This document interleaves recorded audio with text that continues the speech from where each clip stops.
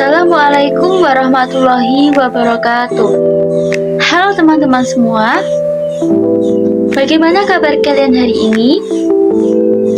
Semua dalam keadaan sehat ya? Baik, sebelum mengawali pembelajaran hari ini, alangkah baiknya kita berdoa terlebih dahulu agar pembelajaran yang kita peroleh dapat bermanfaat bagi kita semua. Berdoa mulai.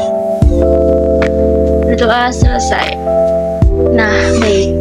Perlu kita ketahui, bumi merupakan tempat tinggal bagi seluruh makhluk hidup, bagi manusia, bagi tumbuhan, dan bagi hewan.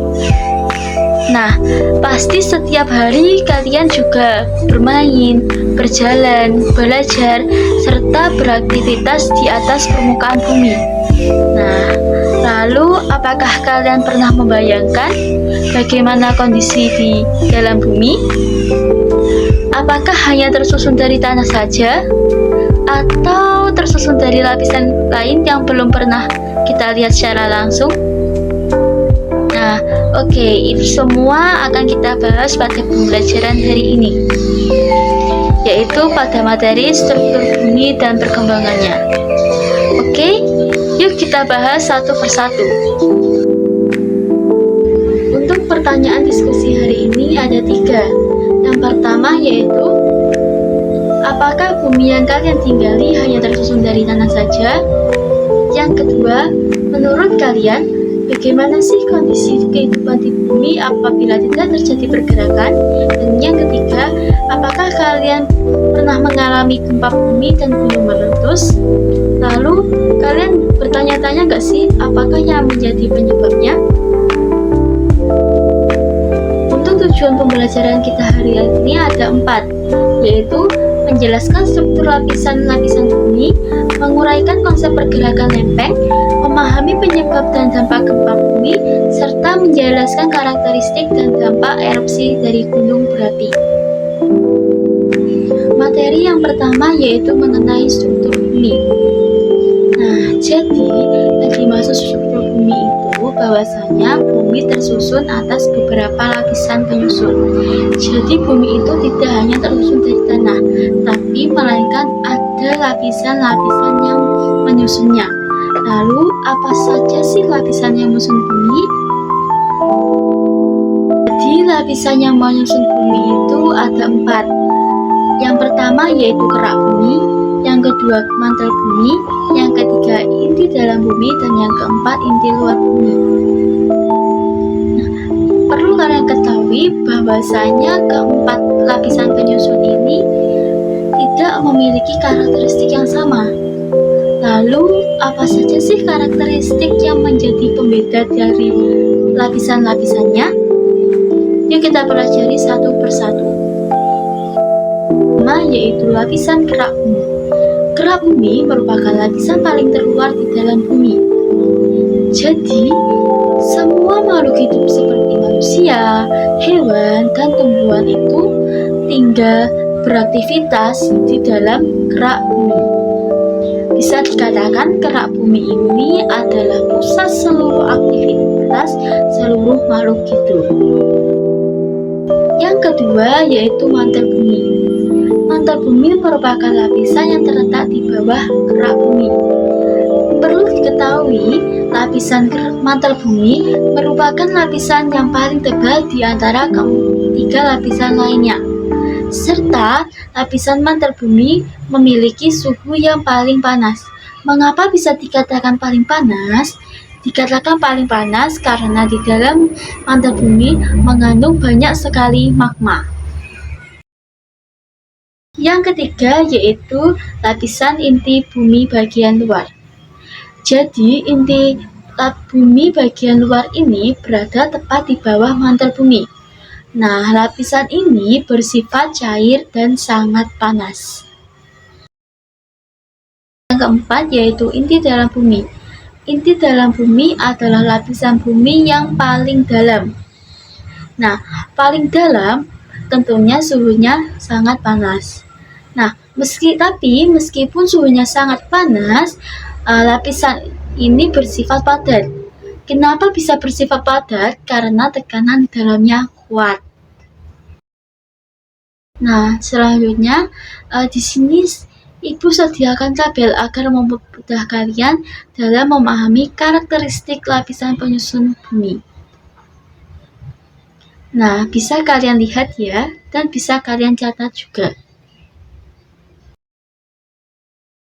Selanjutnya yaitu lempeng tektonik. Jadi dari keempat lapisan penyusun bumi, ada 2 lapisan yang berperan besar dalam lempeng tektonik. Apa itu lapisannya? Jadi lapisan yang berperan dalam lempeng tektonik yaitu lapisan kerak bumi dan lapisan mantel bumi. Lapisan mantel bumi dan lapisan kerak bumi ini bersatu membentuk sebuah lapisan yang keras, yaitu lapisan litosfer. Lapisan litosfer yang terbentuk ini kemudian pecah dan retak menjadi beberapa potongan yang sangat besar. Kenapa bisa seperti itu? Karena ada tekanan yang sangat besar di dalam kerak bumi serta mantel bumi, sehingga kerak bumi dan mantel bumi itu sudah tidak kuat menampung tekanan yang ada, kemudian retak dan pecah menjadi potongan yang besar. Nah, retak dan potongan yang besar ini disebut sebagai lempeng tektonik. Nah, lempeng tektonik ini bergerak secara perlahan. Mengapa demikian? Akibat dari arus konveksi yang terletak di dalam mantel bumi. Untuk pergerakannya yaitu hanya 1-15 cm per tahun. Untuk jenis pergerakan dari lempeng tektonik itu ada 3. Yang pertama yaitu pergerakan divergen, konvergen, dan transform. Pergerakan divergen yaitu pergerakan lempeng yang saling menjauh, sedangkan pergerakan konvergen yaitu pergerakan lempeng yang saling mendekat, dan yang ketiga yaitu pergerakan transform, yaitu pergerakan lempeng yang saling menggeser. Nah, jadi dari 3 pergerakan lempeng tadi itu yang menyebabkan terjadinya gempa bumi serta gunung berapi. Nah, untuk gempa bumi itu sendiri adalah getaran di dalam bumi akibat pelepasan energi dari pergerakan lempeng tektonik serta aktivitas vulkanik. Nah, untuk jenis gempa bumi itu ada 2. Yang pertama tektonik dan yang kedua itu vulkanik. Yang pertama yaitu tektonik. Tektonik terjadi akibat pergerakan lempeng tektonik seperti tabrakan atau gesekan. Dan yang kedua yaitu gempa vulkanik. Nah, gempa vulkanik ini terjadi akibat aktivitas vulkanik dari gunung berapi, seperti pergerakan magma. Untuk pusat terjadinya gempa itu ada 2, yaitu hipocentrum dan epicentrum. Untuk hipocentrum yaitu titik di permukaan bumi yang menjadi pusat terjadinya gempa. Sedangkan yang epicentrum yaitu titik di dalam bumi tepat di atas hipocentrum. Lalu, apa sih yang menjadi perbedaan keduanya? Nah, untuk hipocentrum jelas tadi sebagai pusat gempa. Contohnya yaitu terdapat gempa di kedalaman sekian. Untuk itu berarti hipocentrumnya adalah gempa yang diakibatkan dari terjadinya gempa di kedalaman sekian. Untuk epicentrum ini akibatnya itu seperti tsunami, gempa susulan, dan lain sebagainya. Nah, yang selanjutnya yaitu dampak dari gempa bumi. Tentunya dampak gempa bumi itu sangat negatif. Apa saja dampaknya? Yang pertama yaitu kerusakan bangunan dan infrastruktur, yang kedua longsor, yang ketiga tsunami, dan yang keempat itu banyaknya korban jiwa. Lalu apa saja sih cara yang dapat kita lakukan untuk pengurangan dari gempa bumi? Nah, Mitigasi yang dapat kita lakukan untuk pengurangan risiko gempa bumi yaitu yang pertama, membangun rumah tahan gempa. Mengapa harus membangun rumah tahan gempa? Agar saat terjadi gempa bumi, rumah kita tetap kokoh dan kuat. Yang kedua yaitu menyediakan jalur evakuasi. Yang ketiga yaitu mengikuti semua arahan petugas apabila gempa bumi terjadi.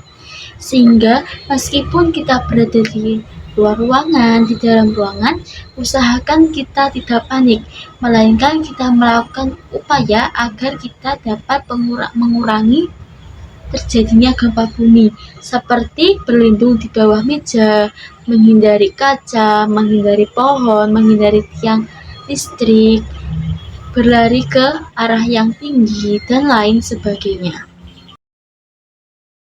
Selanjutnya yaitu gunung berapi. Pernahkah di tempat kalian terjadi gunung meletus? Lalu, apakah kalian bertanya-tanya bagaimana letusan itu dapat terjadi?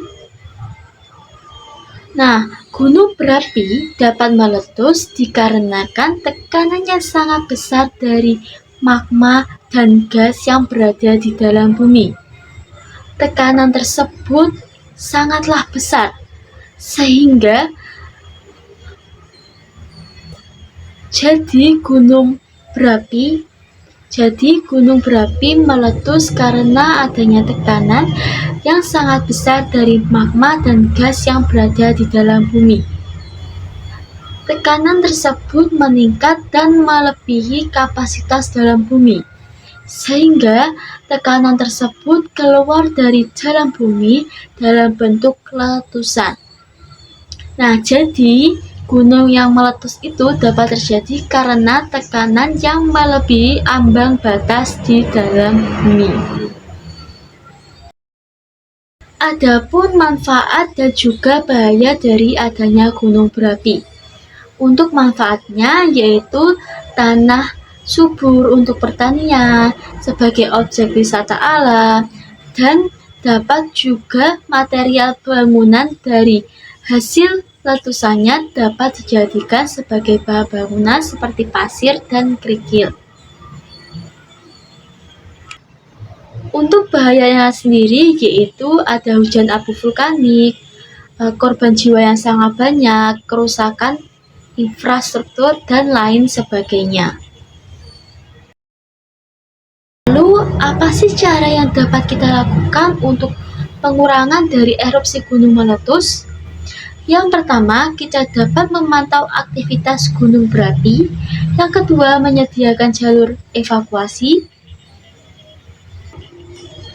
Yang ketiga, yaitu tetap stay kepada masker serta pelindung diri.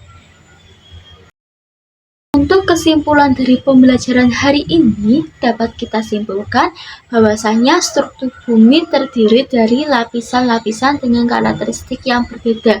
Ada kerak bumi, mantel bumi, inti luar bumi, dan inti dalam bumi.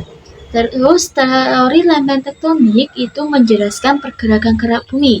Tadi pergerakan kerak bumi ada 3, divergen, konvergen, dan transform. Terus gempa bumi dan gunung berapi itu terjadi akibat adanya pergerakan dari lempeng tektonik. Nah, yang keempat yaitu bahwasanya pemahaman tentang struktur bumi itu sangat berperan penting dalam mitigasi bencana.